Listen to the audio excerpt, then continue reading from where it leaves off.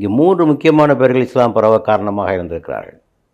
ஒன்று நாகூர் ஷாவுல் அமீன், இரண்டாவது ஏர்வாடியில் உள்ள இப்ராஹிம் ஷா, மூன்றாவது நத்தர் ஷா ஒலியில்லா.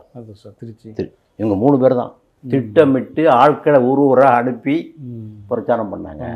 அந்த கான்காஸ்ன்னு சொல்லுவாங்க, அவங்களுடைய அந்த தைக்காக்கள் அது இதெல்லாம் வச்சுருந்தாங்க இல்லையா, அங்கே எல்லா மதத்தவரும் வருவாங்க, எல்லாருக்கும் சாப்பாடு சமைச்சு போடுவாங்க, எல்லாரும் ஈக்குவலாக ட்ரீட் பண்ணாங்க. அவங்க வெளியில் அவங்க மதத்தில் கிடைக்காத சமத்துவம் இங்கே கிடைத்தது.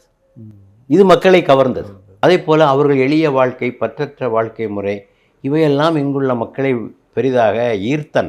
அதன் காரணமாக அவர்கள் கவரப்பட்டு இந்த மக்கள் இஸ்லாத்திற்கு வந்தார்கள். கடற்கரையோரம் பூரா பார்த்தீங்கன்னா வணிகர்கள், அந்த கலாச்சாரமே தனியாக இருக்கும். தமிழ்நாட்டில் நீங்கள் பார்க்கலாம், அந்த வணிகர்கள் மூலமாக இஸ்லாம் பரவிய அந்த ஊர் மக்களுடைய கலாச்சாரம், உணவு, உடை, பழக்க வழக்கங்கள், முகபாவனைகள், ஃபிசிக்கல் ஃபீச்சர்ஸ் எல்லாமே டிஃப்ரெண்ட்டாக இருக்கும். மிக்சர், அரப் மிக்சர் கலந்து இருக்கும். ஆக 3 பேர் தான். ஒன்று ஆட்சியாளர்கள், 2வது வணிகர்கள், 3வது சூஃபி. அப்போ நீங்கள் கேட்கலாம், அப்போ இங்கேயும் தான் முஸ்லீம்கள் முகலாயர் ஆட்சி பண்ணான்ல, இப்போ அவங்க காலத்தில் பரவிச்சு சொல்லலாம்ல. ஆட்சியாளர் நீங்கள் இல்லை, இவர்களுடைய காலத்தில் பரவவில்லை.